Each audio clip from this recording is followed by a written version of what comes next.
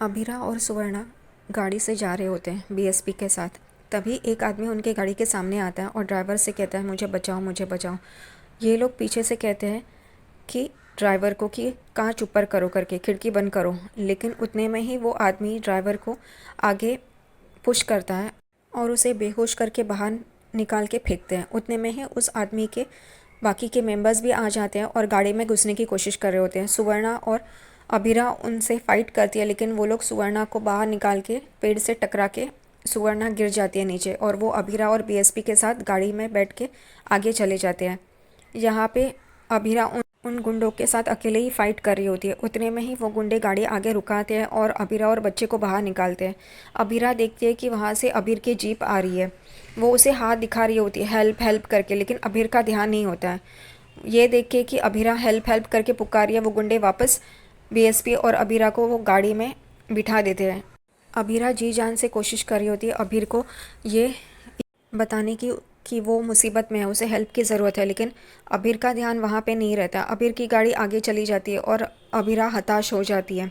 यहाँ पे अबीर आगे चल के उसे यही लगता है कि कोई तो उसे पुकार रहा था, लेकिन उसे समझ में नहीं आता।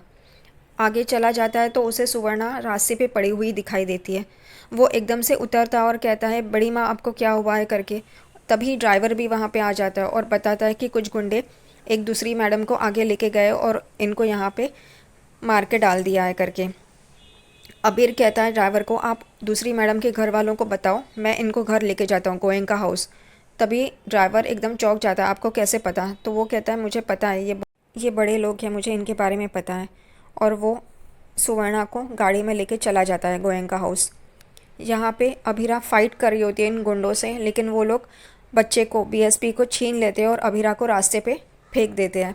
अभिरा यहाँ पे चिल्ला रही होती है बीएसपी बीएसपी मेरे बच्चे को छोड़ो मेरे बच्चे को छोड़ो, लेकिन वो लोग सुनते नहीं हैं। वो अभिरा को रास्ते पे छोड़ के बीएसपी को लेके गाड़ी से चले जाते हैं।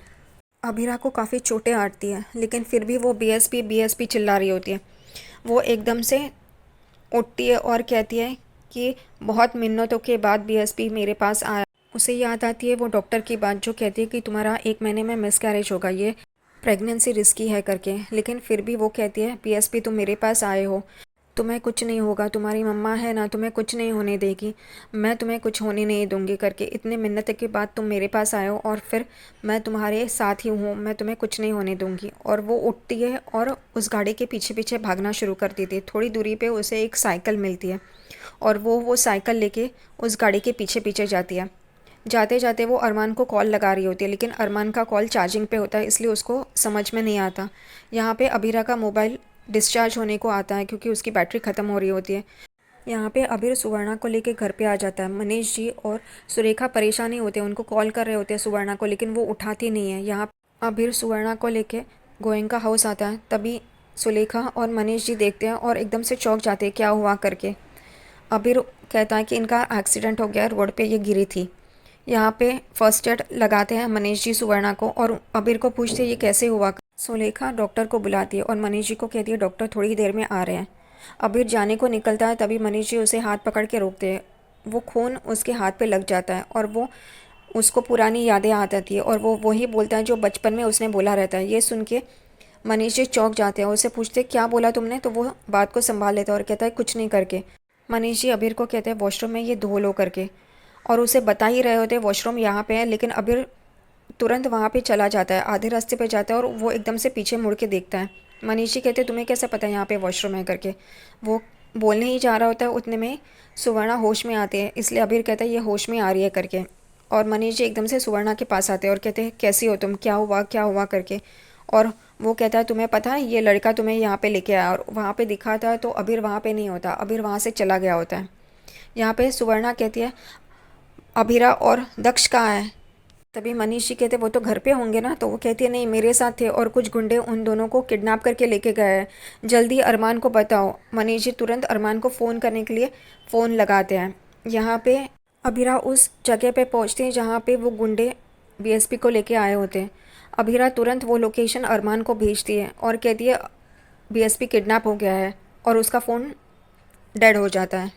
यहाँ पे घर पे सब लोग नीचे पोद्दार हाउस में बातें कर रहे होते हैं। उतने में ही क्रिश अरमान का फ़ोन लेके आता है और कहता है आपका फ़ोन कब से बज रहा था?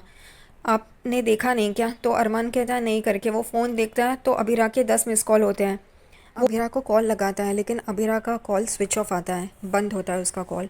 उतने में ही ड्राइवर वहाँ पे आता है और सारी हकीकत बता देता है कि कैसे अबीरा और बीएसपी किडनैप हो गए हैं करके। यहाँ पे सब लोग टेंशन में आ जाते हैं। विद्या तो पहले अबीरा को कोसना शुरू कर देती है, वो क्यों बाहर गई, उसे घर पे रहने के लिए क्या हुआ था। तभी अरमान कहता है वो मंदिर गई थी और कहीं नहीं। तो वो कहती है मंदिर भी क्यों गई थी, उसे घर पे रहना चाहिए था ना बच्चे के साथ, ऐसे कैसे वो बाहर जा सकती है। और ये उसी की वजह से हुआ, उसने वो केस लिया था ज्योति का, इस वजह से ऐसा सब कुछ हुआ है। यहाँ पे चारू विद्या को सुनाती है, आप हमेशा अबीरा भाभी को क्यों सुनाती है, उन्होंने क्या किया है, वो घर पे रहती है और ऐसा कुछ होता तो अभिष और कियारा भी अबीरा भाभी की साइड लेते हैं और विद्या को सुनाते हैं कि अबीरा भाभी को आप हमेशा क्यों कोसती रहती है, उन्होंने क्या किया है, उनको क्या पता था ऐसा कुछ होगा करके। यहाँ पे फिर भी विद्या अबीरा को ही कोस रही होती है। उतने में अरमान जोर से चिल्लाता है स्टॉप इट करके। यहाँ पे वो विद्या से कहता है कुछ भी हो जाए आप अबीरा को ही दोष देंगी। यहाँ पे अबीरा को क्या पता था ऐसा कुछ होगा। और यहाँ पे अबीरा और दक्ष किडनैप हुए हैं लेकिन आप लोग अबीरा को ही कोसने में लगे हुए हैं, ये नहीं सोच रहे कि वो लोग सेफ होंगे या नहीं। अरमान अपना फ़ोन देखता है तो उसे पता चलता है कि अबीरा ने वो लोकेशन भेजी है जहाँ पे बीएसपी को किडनैप किया है। वो कहता है कि मैं उस लोकेशन पे रोहित के साथ जाता हूँ करके, लेकिन यहाँ पे फूफासा और मनोज चाचू भी कहते हैं हम लोग भी आते हैं करके। सब लोग आगे बढ़ते हैं लेकिन रोहित वहीं पे शॉक होके खड़ा होता है। अरमान पीछे मुड़ के देखता है रोहित के पास तो वो शॉक होता है। अरमान रोहित के पास जाता है और कहता है रोहित चलो। तभी वो होश में आता है रोहित और उसके साथ चले जाते हैं। यहाँ पे अबीरा अंदर जाती है वो मसाले के फैक्ट्री में और देखती है कि यहाँ पे सब लोग मसाले की फैक्ट्री में काम कर रहे हैं औरतें। वो अपने बच्चे को ढूंढ रही होती है, बीएसपी को ढूंढ रही होती है लेकिन उसे दिखाई नहीं देता। फिर वो सोचती है कि मुझे भी इनकी तरह ही लगना होगा तभी मैं अपने बीएसपी को ढूंढ पाऊँगी। इसलिए वो भी उन औरतों की तरह टोपी, हैंड ग्लव्स, मास्क सब लगाती है और काम करने के लिए आ जाती है वहाँ पे। लेकिन वो काम करते करते अपने बीएसपी को ढूंढ रही होती है। वहाँ पे वो देखती है कि ज्योति का पति उसके बीएसपी के साथ वहाँ पे आता है और कहता है तुम्हारी मम्मा ने जो मेरे साथ किया है उसका बदला तो मैं तुमसे ही लूँगा करके। अबीरा अपने बच्चे को देखती है वहाँ पे और एकदम से चौंक जाती है और कहती है कि बीएसपी डरना नहीं, तुम्हारी मम्मा यहीं पे है करके। बीएसपी रोने लगता है। अबीरा उसके पास जाना चाहती है लेकिन देखती है कि उसके पास बंदूक रहती है, इसलिए वो अभी शांत रहने की कोशिश करती है। यहाँ पे वो बच्चा रो रहा होता है इसलिए वो एक बॉक्स में उसे रखता है ज्योति का पति और अपने आदमियों के साथ बात कर रहा होता है दूसरी तरफ। यहाँ पे वो कहता है कि इस बच्चे को कोई तो चुप कराओ करके। और अबीरा धीरे धीरे अपने बच्चे के पास आ रही होती है। वो अपने बच्चे के पास आती है और एकदम से छुप जाती है क्योंकि ज्योति का पति पीछे मुड़ के देख रहा होता है। जब उसका ध्यान नहीं होता अबीरा उस बॉक्स से अपने बच्चे को निकालती है और वो बच्चा एकदम से हंसने लगता है। ज्योति का पति ये सोचता है कि एकदम से ये रोता हुआ बच्चा हंसने कैसे लग गया, इसलिए वो पीछे मुड़ के देखता है तो अबीरा अपने बच्चे के साथ खड़ी होती है। वो कहता है अब तू यहाँ से ज़िंदा नहीं जाएगी करके। और वो और उसके सारे आदमी अबीरा को घेर लेते हैं। यहाँ पे घर पे विद्या, दादी सा, काजल, मनीषा, चारू, रूही और कियारा सब लोग भगवान के सामने खड़े होते हैं। विद्या भगवान के सामने दिया लगाती है और कहती है जब तक मेरा पोता दक्ष मेरे सामने नहीं आएगा तब तक मैं ना कुछ खाऊंगी ना कुछ पीऊँगी। यहाँ पे दादी सा भी कहती है विद्या मैं तुम्हारे साथ हूँ। काजल भी कहती है मैं भी साथ हूँ। मनीषा भी कहती है मैं भी साथ हूँ। यहाँ पे चारू देखती है कि सब लोग सिर्फ बच्चे के बारे में ही सोच रहे हैं, कोई अभीरा भाभी के बारे में नहीं सोच रहा है। तभी वो कहती है कि मैं अभीरा भाभी के लिए ये सब कुछ करूँगी क्योंकि जब तक अभीरा भाभी है दक्ष को कुछ नहीं होगा, वो अपने बच्चे को कुछ होने ही नहीं देगी। ये सुन के सब लोग हैरान हो जाते हैं। तभी चारू कहती है अभीरा भाभी के लिए मैं कुछ भी करूँगी और वो अपने बच्चे को कुछ होने नहीं देगी करके। कियारा भी यही कहती है मैं भी अभीरा भाभी के लिए ये करूँगी क्योंकि वो है तो दक्ष को कुछ नहीं होगा, वो सेफली दक्ष को वहाँ से निकाल लेगी। यहाँ पे ये सुन के सब लोग चौंक जाते हैं। फिर विद्या वहाँ पे खड़ी हुई रूही को देखती है तो रूही एकदम चौंक जाती है। वो कहती है माँ मेरी दवाइयाँ चालू है इसलिए मैं भूखी नहीं रह सकती, लेकिन ये सब कुछ अबीरा की वजह से हुआ, अगर वो बच्चे के साथ घर पे रहती तो ये सब कुछ होता नहीं करके। और वो जानबूझकर अबीरा के लिए बुरा भला कहती है घर वालों के सामने और उसको गलत साबित करती है ताकि घर वाले उसके खिलाफ हो जाए और वहाँ से वो चली जाती है। कियारा और चारू गुस्से से रूही को देख रहे होते हैं।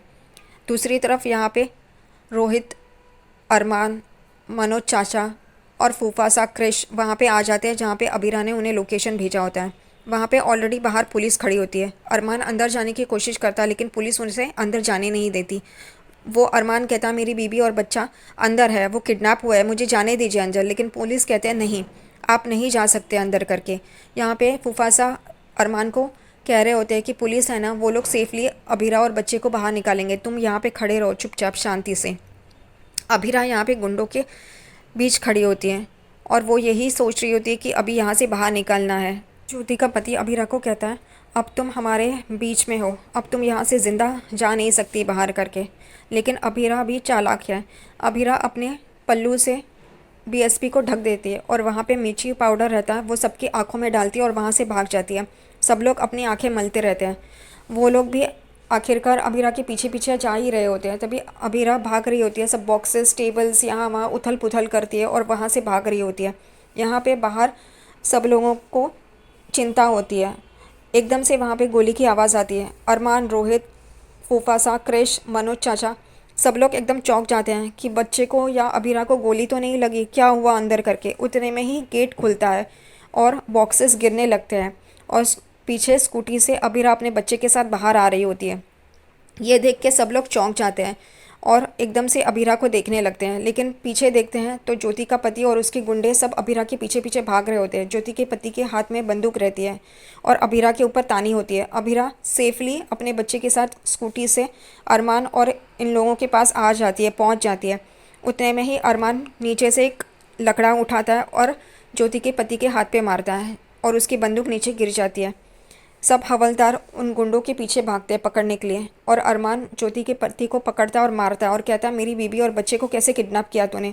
अरमान उसे मार ही रहा होता है। उतने में पुलिस आती है और उसे पकड़ लेती है और उसे कहती है अब तुम्हारा एमएलए बाप भी तुम्हें बचा नहीं पाएगा करके, चलो यहाँ से।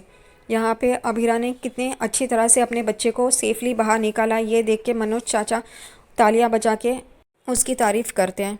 यहाँ पे सब लोग खुश होते हैं लेकिन रोहित एकदम चौंक के अभीरा और बच्चे को देख रहा होता है और वो यही कहता है कि इनकी फैमिली तो पूरी हो गई है लेकिन मेरी, और एकदम से सोच में पड़ जाता है।